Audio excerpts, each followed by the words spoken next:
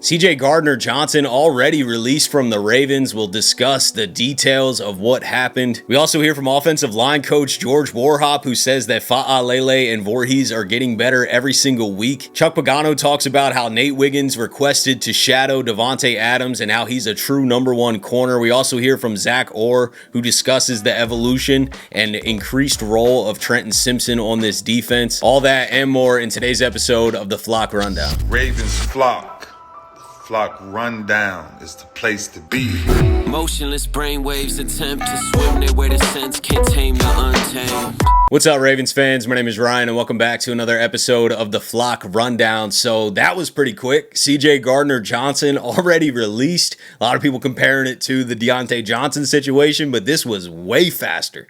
I mean, he was here for about a week or so, got in a couple practices, and he's already released. I guess his agent and the Ravens came to a mutual agreement, which is probably more of a request from CJ's side and his agent's side, that after the Ravens traded Odafe Oweh for Gilman, that CJ felt like he didn't have a clear path to play, and they decided to mutually part ways so that he can get an opportunity somewhere else. So kind of sucks, man. I was excited to see CJ Gardner-Johnson out there. I like the way he plays, and I'm sure he'll sign somewhere else pretty quick, but he obviously wants to play a lot, be a big part of the defense. I mean, he was struggling in Houston as well and only lasted 3 games, and then they released him, and now the Ravens obviously love Gilman. I mean, Gilman played 83% of the snaps, and they had Starks out there playing 100% of the snaps, Kyle Hamilton playing 98% of the snaps, so I think that's their 3 safety trio, and they probably just, CJ knew that he wasn't going to get a ton of playing time, for better or worse. I don't really know what the best route there is, but I was excited about the potential of bringing him in, adding some toughness to the defense. So I do think this is a little bit of a loss, but we never really saw him, so I don't know. It's like untapped potential there of what he could have brought to the defense.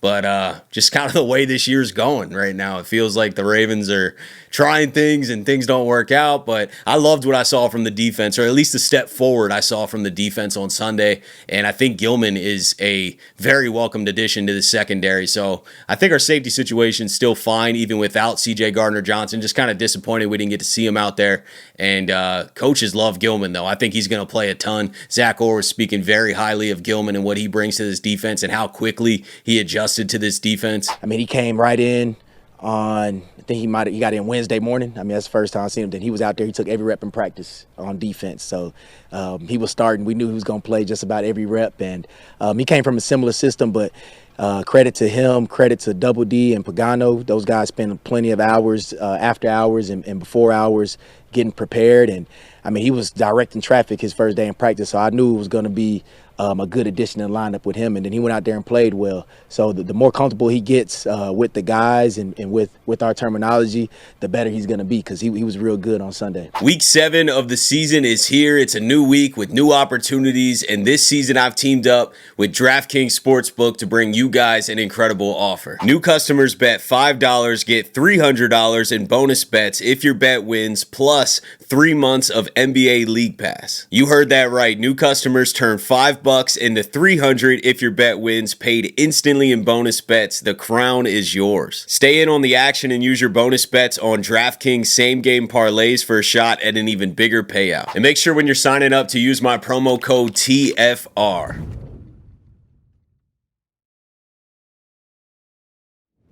We also heard from Chuck Pagano today, who said that Nate Wiggins is a true number one corner and that he requested to shadow Davante Adams. I think from just a growth standpoint and maturity standpoint, like he came to us and said, like, I got 17, right, this week? Yeah, you want him? Yes, sir. Yeah, and so Double D and myself and Zach, the rest of what we saw was like this unbelievable sense of urgency, focus, detail, films, like everything, because he wanted that challenge, accepted that challenge, and, because he's a prideful guy, very prideful guy. He cares what he puts on tape. He cares about this organization and winning. Loved what he did. He had some good downs, and he had some not so good downs. That's a really good wide receiver. He's a first ballot Hall of Famer in my opinion. But he held his own. He did a nice job, and so everybody's looking to have a guy like Nate, a true number one corner, that when you face guys like Adams or whoever, we're going to face some great ones coming up, that the guy's willing, number one, and number two, he's got the capability and the athleticism and skill set to go do it. Like Chuck said, Davante had some good reps against Nate. Nate had some good reps against Davante, but Davante Adams is a Hall of Famer, man. It's one of the best receivers of our entire generation, probably one of the best of all time. So I think that he's going to get the better of Nate, and that's okay in certain situations. But I love this mentality from Nate Wiggins, who's only in his second year and is already the number one outside corner and is acting like it. He's got that mentality. He's got all the tools to become a shutdown number one outside corner. And I know he's not quite there yet. And no one expected him to be a shutdown corner in year two, but he has the potential to be that, and he has the confidence to be that. And I think Nate Wiggins is one of the best players on this team already, and is just going to continue to thrive and grow and really become one of the top corners in the NFL. We also heard from George Warhop today, who we don't hear from too often. He's the offensive line coach for the Ravens, and he said that Fa'alele and Voorhees continuously are getting better week after week. Every week get better. Every week. I thought they both really last week had pretty solid games. I would say maybe the Houston game wasn't one of their best games. But other than that, I really don't have a lot of negative to say about those two guys. I mean, every week, if you watch them play, they get better, right? And there's been some challenging fronts we've had to deal with. I think Houston is really good. I think Cleveland's really good overall. And those are average games as a unit, dealing with those two players. Voorhees, I can understand. I think he did just have his best game. I still don't love the sample size overall from what we've seen from Voorhees, but it hasn't been that many games that he's started. So if he does continuously get better from here, I think Voorhees can be okay. He's definitely better at blocking zone runs, but Fa'alele is not improving. And I've said this before, but I really think when coaches compliment struggling players, it's just because they don't want to bash them publicly to the media. And I get that. I mean, why? It doesn't really help for George Warhop to come out and just be like, yeah, man, like Fa'alele is not good. He needs to be better. He needs to tell Fa'alele that behind closed doors for sure. He needs to be blunt. All the coaches need to be blunt, need to tell him what's going on and, try and coach him up. But obviously it's not working. And I just don't expect anyone to bash him in the media. But if he actually believes this, it's kind of funny. I mean, there's no way we're seeing progress, right? And then George Warhop's like, oh, well, we've went against some talented defensive lines. Well, duh.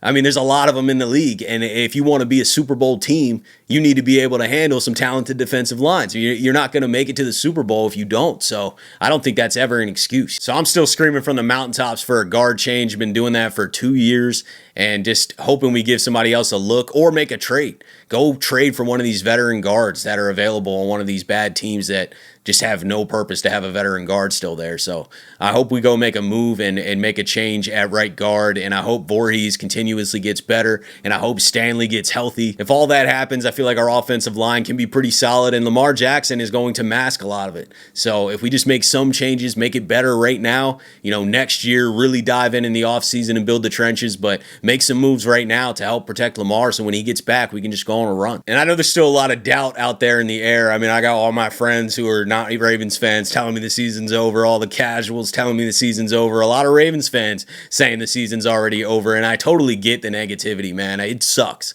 I totally get it. Being 1-5 is shocking.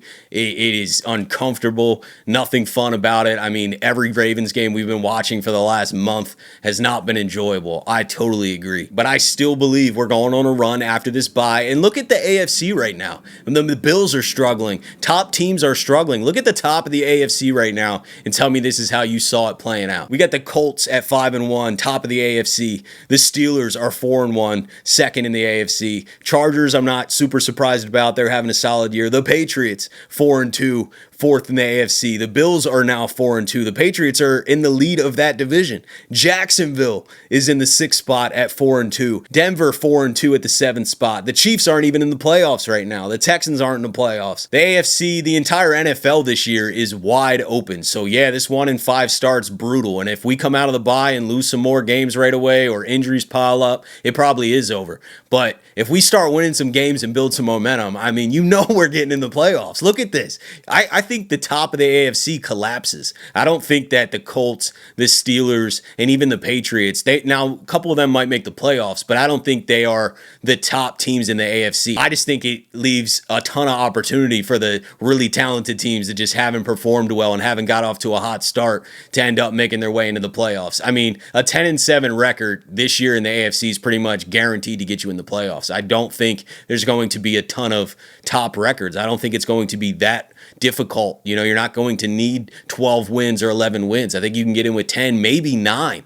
And the Ravens have 11 games left on their schedule. So I'm as confident as ever looking at this AFC. I saw the Bills loss last night, and I'm like, man, the Bills fans right now are screaming for change. Like, it's not that bad. You know what I mean? So if this season continues the way it is, absolutely it's over. But I don't believe that it is, man. A turnaround's coming. Another guy that I wanted to highlight on this Ravens defense that has struggled early on and struggled last year is Trenton Simpson. Zach Orr talked about him today, said he's coming off his best 2 games and has 100% earned more playing time. Trent, everything that he's kind of been through throughout his career, up and down, in the starting lineup, sitting down for a little bit in job battles, I think he's handled it well.